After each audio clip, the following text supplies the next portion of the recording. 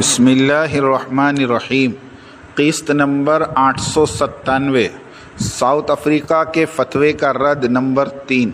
مسئلہ تکفیر کا افسانہ۔ مولانا سعد صاحب مجدد دعوت و تبلیغ ہیں۔ علماء کرام اس قسط کو ضرور ملاحظہ فرمائیں۔ الحمدللہ الحمدللہ وحدہ والصلاة والسلام علی من لا نبی بعدہ، اما بعد۔ مسئلہ تکفیر کا افسانہ۔ افسوس صد افسوس کے مسند افتاء پر ایسے لوگوں کو فائز کر دیا گیا جو ایمان اور ایقان اور کفر اور اسلام کے باریک مسائل سے آگاہ ہونا تو دور کی بات ہے، دعوت اور تزکیہ اور عبادات کے مسائل سے بھی کما حقہ واقف نہیں ہوتے۔ اس کی وجہ یہ ہے کہ مطالعہ اور تحقیق کا ذوق باقی نہیں رہا۔ زمانہ بدل گیا، انسانوں کے رہن سہن کی عادات بدل گئی اور سائنس اور ٹیکنالوجی نے زندگیوں کو یرغمال بنایا ہوا ہے۔ ان تمام چیزوں کے باوجود فتویٰ دینے کا وہی 1200 سال پرانا طرز چلا آ رہا ہے کہ جن میں نہ تو علمی حقائق اور دلائل بیان ہوتے ہیں اور نہ ہی حکمت اور بصیرت، بس ایک درباری آقا کے فیصلے کی شکل میں فتویٰ روب عمل صادر کر دیا جاتا ہے۔ اہل علم صرف روایت کی حد تک اٹک کر رہ گئے، درایت سے کوسوں دور۔ کسی اللہ والے فقیہ نے بہت سچ فرمایا کہ کم فہم اور کم عقل والوں کی علم کی رسائی روایت کی حد تک اٹک کر رہ گئی اور اصلی اور حقیقی علماء روایت سے بھی آگے درایت تک پہنچ گئے۔ تکفیر مسلم، کسی مسلمان کو کافر قرار دینا ایک بہت بڑا کام ہے جس میں انسان کی خواہش، رائے، ظن، تخمین، تعصب، مذہبی اور فرقہ وارانہ اختلافات وغیرہ کا کوئی دخل نہیں۔ اس کے لیے بڑی واضح، ٹھوس اور کتاب اور سنت کی روشن دلیل درکار ہوتی ہے جس میں کسی قسم کی تعویل کا کوئی احتمال نہ ہو۔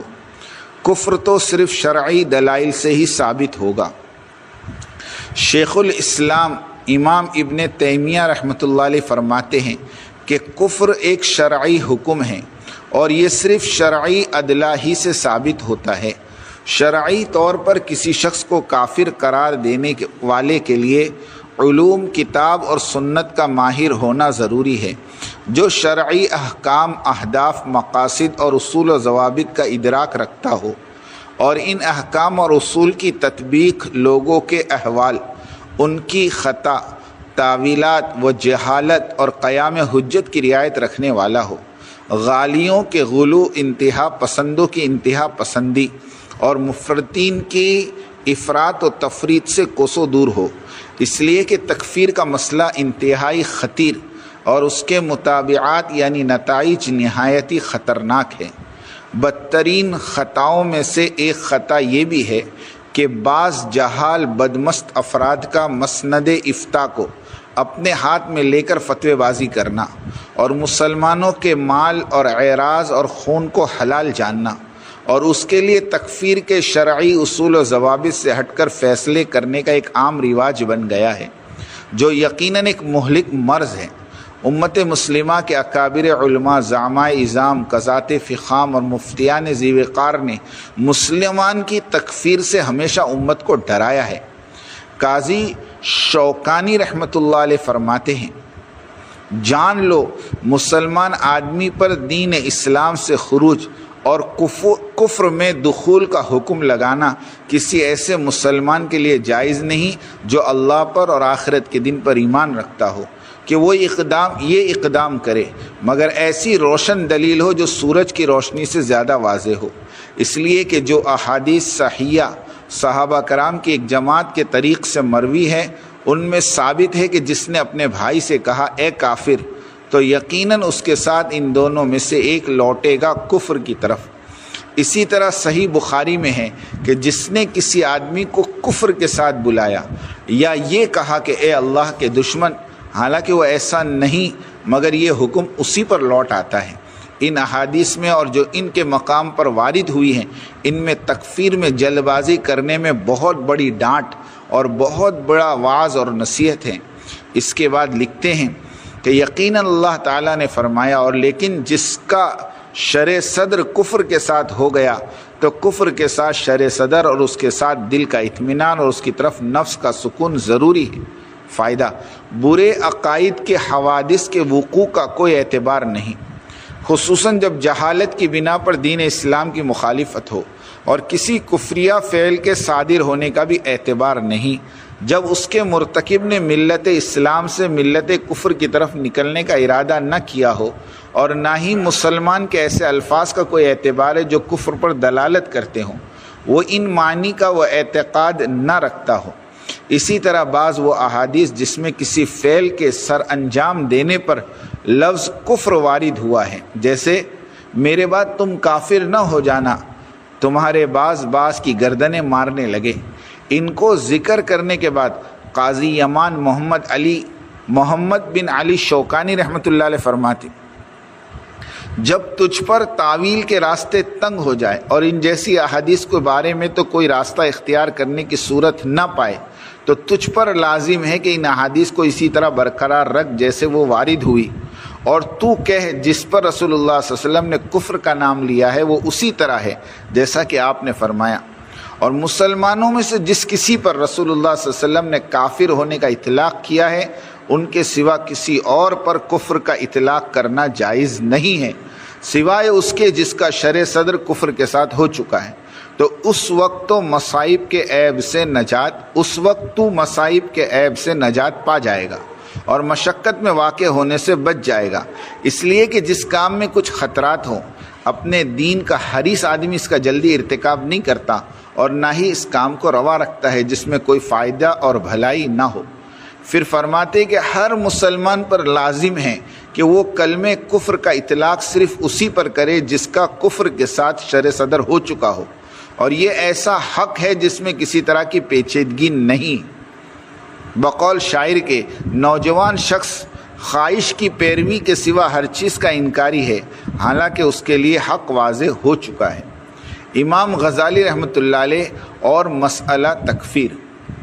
امام غزالی رحمۃ اللہ علیہ فرماتے ہیں کہ تکفیر سے بچنا چاہیے جب تک انسان اس کی طرف کوئی راہ پاتا ہے، تو یقیناً قبلے کی طرف منہ کر کے نماز پڑھنے والوں، لا الہ الا اللہ محمد رسول اللہ صراحت سے کہنے والوں کے خون اور مال کو مباح سمجھنا خطا ہے،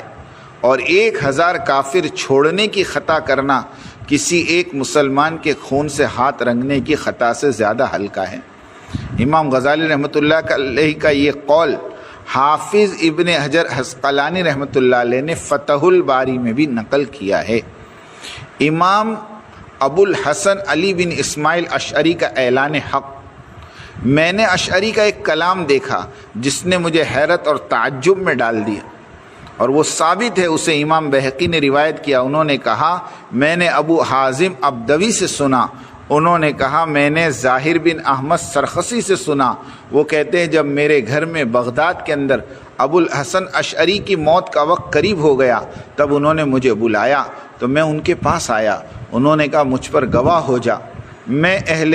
قبلہ میں سے کسی ایک کی بھی تکفیر نہیں کرتا، اس لیے کہ تمام ایک معبود کی جانب اشارہ کرتے ہیں، اور یہ سب محض عبارات کا اختلاف ہیں۔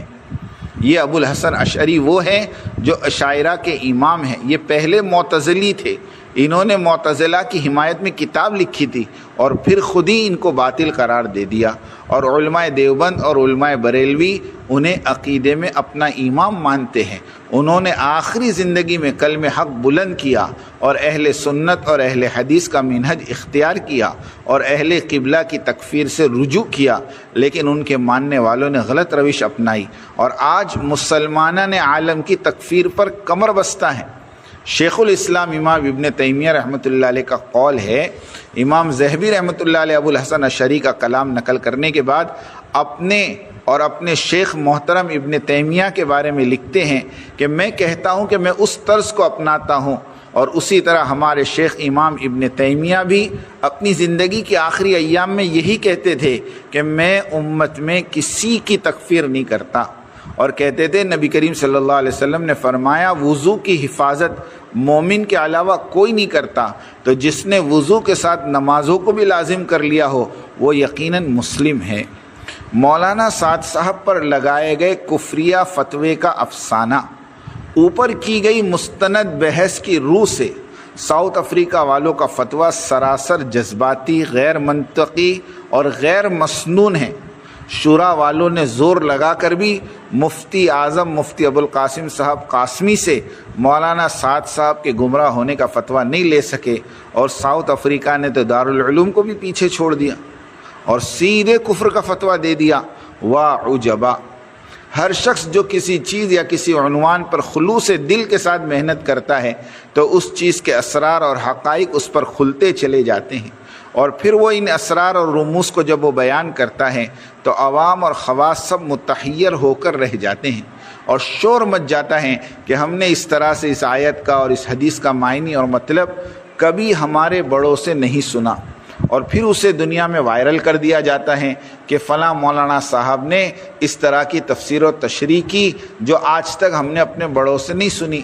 اور یہ مولانا صاحب اعلانیہ طور پر بڑوں کی راہ سے ہٹتے چلے جا رہے ہیں۔ علماء کرام کے دو طبقے، پھر ان نئی تشریحات اور تنقیحات پر حکم لگانے میں علماء کرام دو حصوں میں منقسم ہو جاتے ہیں، ایک مجتہدین اور ایک مقلدین۔ علماء مجتہدین وہ ہیں جن کے عقل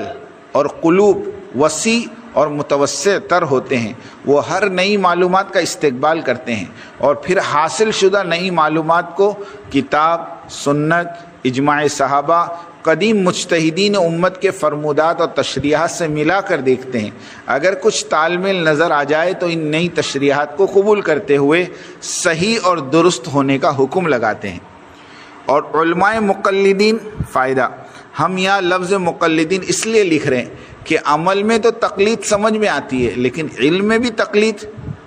یہ سمجھ سے باہر ہے، اس لیے کہ علم کی بلندی کی کوئی حد شریعت نے مقرر نہیں کی۔ اگر علم کی حد مقرر کر دی جاتی تو فرمان الہی ربی زدنی علما، آپ کہیے اے میرا رب میرا علم بڑا، بے معنی ہو کے رہ جاتا۔ وفوق کل ذی علم علیم، ترجمہ، ہر ذی علم پر فوقیت رکھنے والا دوسرا ذی علم موجود ہے، اس کی معنویت بھی بے مقصد ہو کر رہ جاتی۔ خلاصہ یہ ہے کہ عمل کی حد مقرر ہے اور اس کی شکل بھی مقرر ہے، اس لیے کہ عمل مخلوق کی طرف سے ہے اور علم کی طرف سے، اور اس ذات بابرکت کی ہر صفت غیر محدود اور غیر متناہی ہے، اس لیے علم کی کوئی حد مقرر نہیں، کوئی زمانہ، کوئی مکان نہیں۔ امت مسلمہ میں علوم اسلامیہ کے ماہرین اور ائمہ کرام اکثر دوسری اور تیسری صدی ہجری کے عجمی لوگ ہی رہیں۔ اگر عربوں میں کشادہ دلی نہ ہوتی تو اجمیوں کی ان تشریحات کو قبولیت اور پذیرائی ہرگز نہ ملتی، لیکن ملی اور بہت ملی، اس لیے کہ حجازی عرب وفوق کل ذی علم علیم کے معنی سے واقف تھے۔ قیامت تک ہر علم اور فن کے مجتہدین پیدا ہوتے رہیں گے اور اپنی فکروں اور مجاہدوں کے ذریعے نئی نئی تشریحات پیش کرتے رہیں گے، اور یہ کہہ کر کہ ہم نے ہمارے بڑوں کو اس طرح کہتے نہیں سنا لہٰذا ہم اسے نہیں مانتے، یہ کہنا تو بالکل غیر صحیح ہے اور غیر منطقی ہے۔ واللہ اس طرح کی سوچ اور فیصلہ علم کی حقانیت سے انکار کے مترادف ہے اور علماء کی حوصلہ شکنی اور ان کی ذات کے ساتھ سراسر بدگمانی ہے۔ مولانا سعد صاحب اور ان کے دعوتی بیانات اور فکرے سب اجتہادی ہیں، اور ان کی ذات ایک مجتہد فی الدعوت الی اللہ کی ہے۔ ان کے دادا حضرت جی ثانی مولانا محمد یوسف صاحب رحمۃ اللہ علیہ کی بھی یہی حالت رہی ہے۔ بقول مولانا سید ابو الحسن علی ندوی رحمۃ اللہ علیہ فرماتے تھے کہ ہمارے وقت میں مولانا یوسف صاحب رحمۃ اللہ علیہ کے بیانات علماء حق میں سوالیہ نشان بنے ہوئے تھے، ہماری سوچ اور مطالعے سے کہیں زیادہ اونچے بیانات ہوتے تھے۔ آخر میں ایک ایک بات کو دعوتی لائن کے بزرگ عبداللہ ابن مبارک، علامہ ابن تیمیہ، علامہ ابن جوزی وغیرہ کے فکروں اور ان کی تشریحات اور بیانوں سے تناسب کرتا چلا تو ہر بات کو صحیح پایا، اور اسی طرح ایمانی ولولے کو عبد القادر جیلانی سے ملتے جلتے پایا، تب دل منشرح ہو گیا اور پھر علماء کرام حضرت کے بیانوں کے عاشق ہو گئے۔ اگر موجودہ دور کے علماء اور مفتیان کرام بھی علی میاں ندوی رحمۃ اللہ علیہ والا راستہ اختیار کرتے تو بہت سے اشکالات کا جواب مل جاتا اور مل رہا ہے۔ مولانا سعد صاحب نے جو باتیں اپنی تقاریر میں فرمائی ہے سب کے سب صحیح اور درست ہیں۔ ہم تقریباً 200 سے زیادہ اعتراضات کے جوابات دے چکے ہیں اور آج بھی دیتے جا رہے ہیں۔ جس کسی کو بھی کوئی اعتراض ہو ہمیں لکھ کر بھیجے، انشاءاللہ جواب دیا جائے گا۔ علماء ساؤتھ افریقہ اس قسط کو غور سے پڑھیں، للہ فی اللہ، حق بات کو قبول کریں، حقانیت کا ساتھ دیں۔